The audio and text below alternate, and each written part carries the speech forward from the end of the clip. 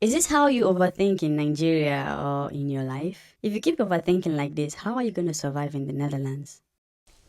That's what my teacher said to me, and that hit really hard.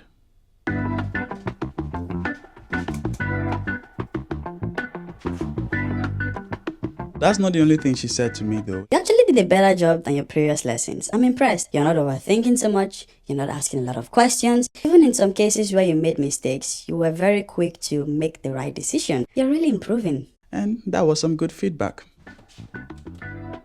Yeah, for some effect. I've had 3 lessons so far and I don't have much updates from the 3rd lesson, but I just have a few things to share in this video update. One of the things I struggled with in the 3rd lesson was not asking questions. What I mean by this is from my 2nd lesson, I learned that I should stop asking so many questions and take things step by step instead of trying to run faster. But then in the 3rd lesson, there were moments where I had questions and then I was holding the questions back. I felt like I couldn't ask these questions. In some cases, she actually noticed and then she was like, you know what, just ask, what is your question? So I think that's something I also need to find a balance with, knowing the right questions to ask and not over asking questions, if that makes sense. One thing I also discovered in the 3rd lesson was that knowing more of the driving theory in the Netherlands actually helped. There were a few cases where my car was supposed to take priority over other cars, and then on the road while I'm driving, I'll be like, I think the priority, I don't have to wait for anybody, so I keep going. Like I say it out loud, and my teacher on her seat will be like, yeah, you're right, keep going. This is also why I now understand why she placed so much emphasis on learn the theory, write the theory exam before we go so far in these driving lessons. I've also had a couple of people say that driving or controlling the car is the easiest part. Observing your environment and making decisions is the more difficult part. And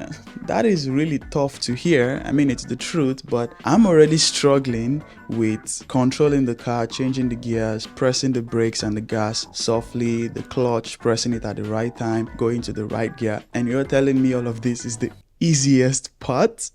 It makes sense because even from my theory exam, there were certain questions where they asked about how do you make decisions in certain moments. Do you press the brakes? Do you release the gas? Do you do nothing? And also considering the fact that not everybody on the road will be driving perfectly or following the traffic signs perfectly. They probably don't care about the fines. When you think about things like that, it even makes driving a more intentional thing to do, and you have to be present in the moment because there's a whole lot of things that could happen on the way. But I know I'm also saying this because I'm still a learner at this. Maybe after some time knowing how to drive and all of those things, all of this would come to me more naturally. So I'm just going to be patient with myself. One last thing I want to share in this video is my reason for learning how to drive manual instead of automatic. A few people have asked me this already. Why didn't you just learn automatic? Automatic is way easier. And yes, automatic is way easier, but my first reason for learning manual is because from what I understand, if you learn manual and you get a license for a manual car, you can drive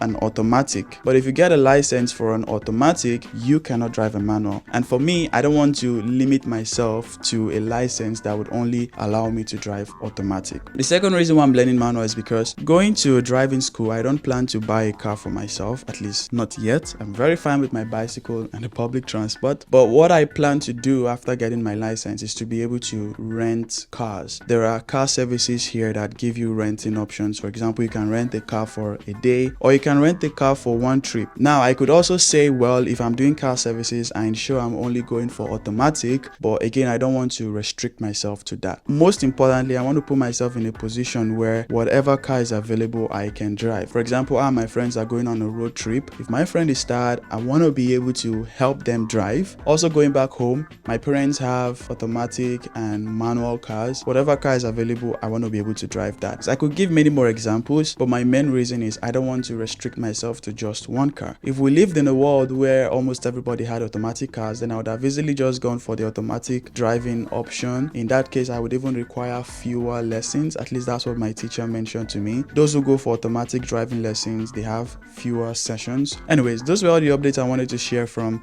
the 3rd lesson. Well, you can stay tuned for my experience with driving lesson 4. Thanks for watching.